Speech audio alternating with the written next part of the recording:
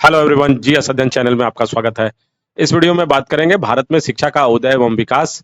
ये पार्ट 2 है। पार्ट 1 मैंने अपलोड कर रखा है। तो पार्ट 1 में हम लोगों ने सार्जेंट योजना तक पढ़ लिया है और मैंने आपको बता दिया है पार्ट 1 में।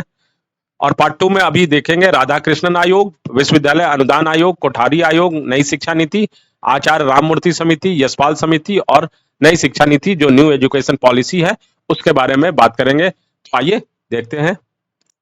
तो आइए बात करते हैं राधा कृष्णन आयोग के से। तो राधा कृष्णन आयोग 1948 ये भारत की आजादी के बाद भारतीय शासक के द्वारा या भारतीय सरकार के द्वारा जो शिक्षा नीति लागू हुई है उस पर बात कर रहे हैं। तो पहला है कि डॉक्टर सर्वपल्ली राधाकृष्णन की अध्यक्षता में यह आयोग का गठन किया गया था।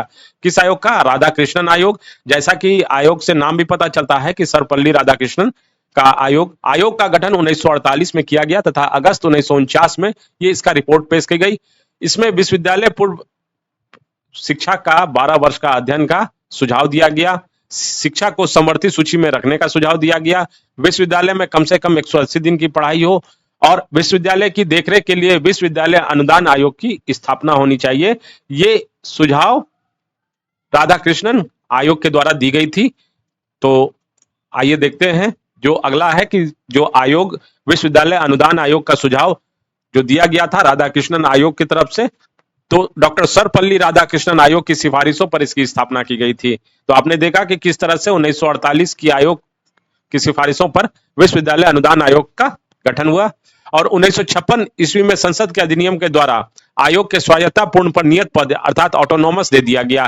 तो इसकी स्थापना कब हुई ये प्रश्न आता है। तो 1956 ईस्वी में संसद के अधिनियम के द्वारा तो विश्वविद्यालय अनुदान आयोग अर्थात UGC universal university grant commission university grant commission जिसे अंग्रेजी में बोला जाता है, इंग्लिश में बोला जाता है यूनिवर्सिटी ग्रांट कमीशन, इसकी स्थापना 1956 में की गई थी। अब बात करते हैं कोठारी आयोग से। तो कोठारी आयोग 1964, अध्यक्ष डॉक्टर डीएस कोठारी, जुलाई 1964। माध्यमिक शिक्षा को व्यावसायिक बनाने पर इन्होंने बल दिया। शिक्षा के पुनर्निर्माण में कृषि और कृषि अनुसंधान से संबंधित विज्ञानों को उच्च प्राथमिकता दी गई। अर्थात इसमें कोठारी आयोग में उन्होंने कृषि की बात की थी और कृषि अनुसंधान से संबंधित विज्ञानों को अर्थात साइंस को, एग्रीकल्चर साइंस को उच्च प्राथमिकता देने की बात कही है। और इन्होंने ही सिफारिश की थी 10+2+3 का। अब बात करेंगे नई शिक्षा नीति जो 1986 में लागू हुई थी। इसे कहीं कहीं राष्ट्रीय शिक्षा नीति भी मिलता है आपको देखने को। राष्ट्रीय शिक्षा नीति ध्यान देंगे 1986, ये बहुत इंपॉर्टेंट है। इसके मुख्य प्रावधान थे राष्ट्रीय साक्षरता दर का विकास, प्राथमिक शिक्षा का सार्वभौमिकरण, माध्यमिक शिक्षा का व्यवसायीकरण तथा शिक्षा का समाजीकरण। ये नई शिक्षा नीति में 1986 में लागू की गई थी। तो प्रश्न आता है कि नई शिक्षा नीति या राष्ट्रीय शिक्षा नीति कब लागू हुई? तो आपका जवाब होगा 1986। अब बात करते हैं कि आचार्य राममूर्ति समिति, ये 1986 में इसका गठन हुआ था। ये राष्ट्रीय शिक्षा नीति और उसके क्रियान्वयन के लिए ये गठित की गई थी। इसके इम्प्लीमेंटेशन को देखने के लिए कि राष्ट्रीय शिक्षा नीति के इम्प्लीमेंटेशन को ध्यान में रखते हुए क्या काम हुआ है, कितनी प्रगति हुई है, इसलिए राजा आचार्य राममूर्ति समिति का गठन 1986 में हुआ था। अब बात करते हैं कि यशपाल समिति 1993 में।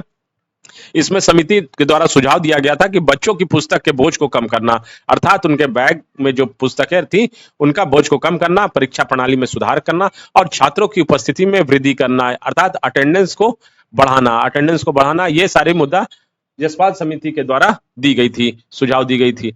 नई शिक्षा नीति अर्थात न्यू एजुकेशन पॉलिसी ये इंपॉर्टेंट है। मैंने अपने मल्टीपल चॉइस क्वेश्चन भारत में शिक्षा का उदय एवं विकास में भी काफी डिटेल में इसमें क्वेश्चन आंसर किया है, आप वहां देख सकते हैं।